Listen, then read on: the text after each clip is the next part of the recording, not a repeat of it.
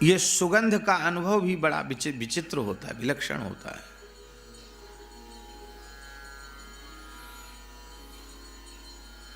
हमने अपने बाल्यकाल में एक महापुरुष के शरीर में उसका अनुभव किया।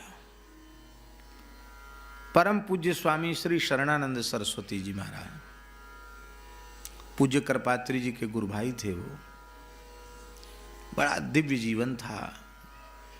हमने सुना है कि स्वामी श्री कृपात्री जी कहते थे कि इस युग में सन्यास धर्म में आरूढ़ किसी विशुद्ध सन्यासी का दर्शन करना हो तो मेरे गुरु भाई शरणानंद जी का दर्शन करना चाहिए। बाबा अपने संपूर्ण जीवन में धन और स्त्री का स्पर्श नहीं किया। नजर हमेशा ऐसी रहती थी, सदा उन्मुनी अवस्था में रहते थे, स्पर्श ही किसी का नहीं करते थे। बहुत अच्छे महात्मा 24 घंटे में एक समय भिक्षा ग्रहण करते थे, वो भी ब्राह्मण के घर की भिक्षा ग्रहण करते थे। ब्रह्मचारी पहले तो रोटी ही लेके आता था, बाद में फिर सूखा सामान ला करके उनको बना देते। ब्राह्मण में भी उस ब्राह्मण के घर की भिक्षा जो सरकारी नौकरी न करता हो, केवल खेती न करता हो, पूरे गांव की पुरोहिताई न करता हो, चिकित्सक न हो, ब्राह्मण हो, ब्राह्मण वृत्ति से गुजारा करता हो, संध्योपासन करता हो, नील लगा हुआ कपड़ा न पहनता हो, ये सब नियम थे उनके। और उनके इन नियमों से इस प्रकार के ब्राह्मण उस क्षेत्र में निर्मित हुए। नहीं तो जल पी के महाराज रहते, कुछ खाते पीते नहीं। अरे भैया इतने बड़े महात्मा भूखे प्यासे हैं, कितने ब्राह्मणों का निर्माण हो गया। हम आपको क्या कहें, ऐसा विलक्षण उनका भाव था। ब्राह्मणों को संध्योपासन करने की दक्षिणा देते थे। यज्ञशाला में त्रिकाल संध्या करो, भोजन करो दोनों समय, और संध्या यहाँ करो। तुम किसका पाठ पूजा कर रहे हैं, हमें कोई प्रयोजन नहीं। हर महीने संध्या करने की दक्षिणा लो। बोलो वृंदावन बिहारी। सुना आपने कहीं संध्योपासन की दक्षिणा कोई देने वाला हो? ऐसे थे। गौ ब्राह्मण संत इनके प्रति बड़ी भक्ति थी उनकी। अच्छे महात्मा थे, बहुत नाम जप करते थे। माने अंग्रेजी और संस्कृत के अच्छे विद्वान होते हुए भी कभी प्रकट नहीं करते थे, निरंतर जप में ही रहते थे, भजन में रहते थे। बहुत अच्छे संत थे महाराज जी। प्रेमी ऐसे थे कि भगवान नाम श्रवण करते नेत्रों से अविरल सुधारा बहने लग जाती थी। बहुत प्रेमी थे।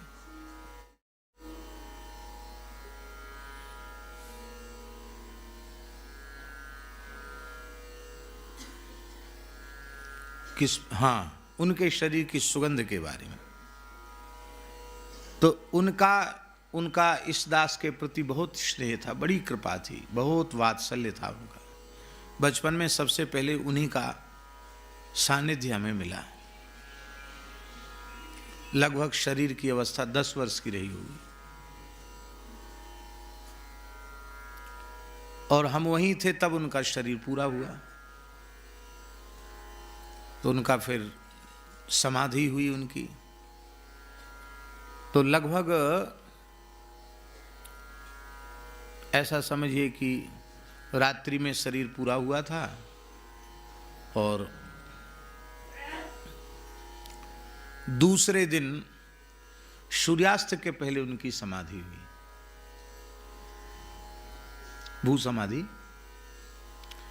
तो लगभग 24 घंटे तो हो गया था।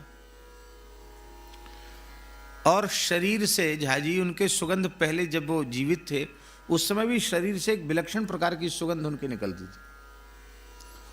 और जब उनका शरीर छूट गया, और शरीर छूटने के बाद शरीर फिर फूल भी जाता है, फूल जाता है ना शरीर, इतनी दिव्य सुगंध के हम कह नहीं सकते। जिन ब्रह्मचारी या ब्रह्मचारियों ने उनको स्नान कराते समय स्पर्श किया था, उनके हाथ की सुगंध सप्ताह भर तक नहीं गई। कोई इतर नहीं, कोई सेंट नहीं, कुछ नहीं, इतनी दिव्य सुगंध। और ऐसी मुस्कान मुखारबिंद पर शरीर छूटने के बाद जैसे कोई आनंद के समुद्र में डूबा हुआ हो, ऐसी मुस्कान, एकदम प्रसन्नता से खिला हुआ मुखारबिंद।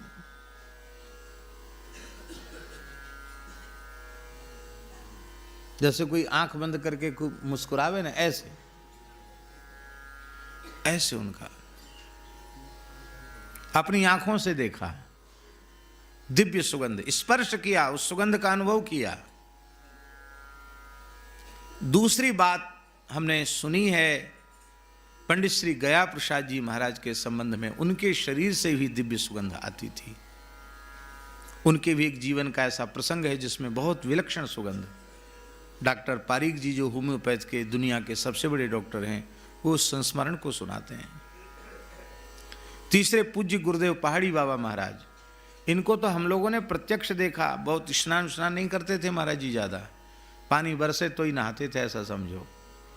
ऐसे महात्मा थे, बहुत कम नहाते थे, पानी बरसे तभी नहाना उनका।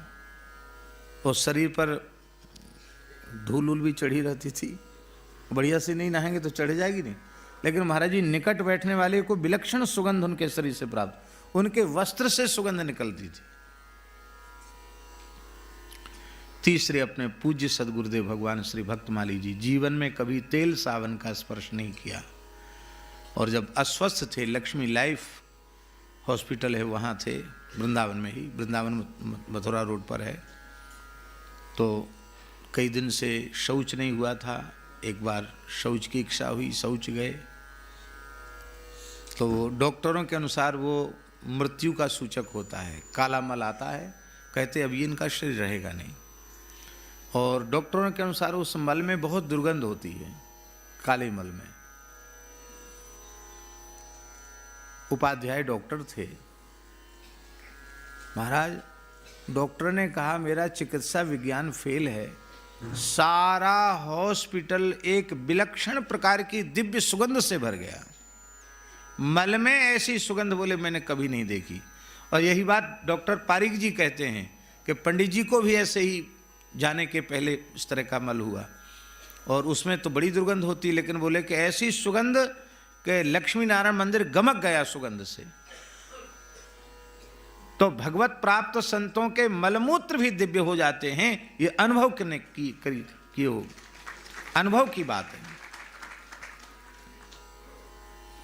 अरे भाई, जिस पूतना की छाती पर ठाकुर जी खेल गए, उस बाल हत्यारिणी रक्तपान करने वाली पूतना का शरीर दिव्य हो गया।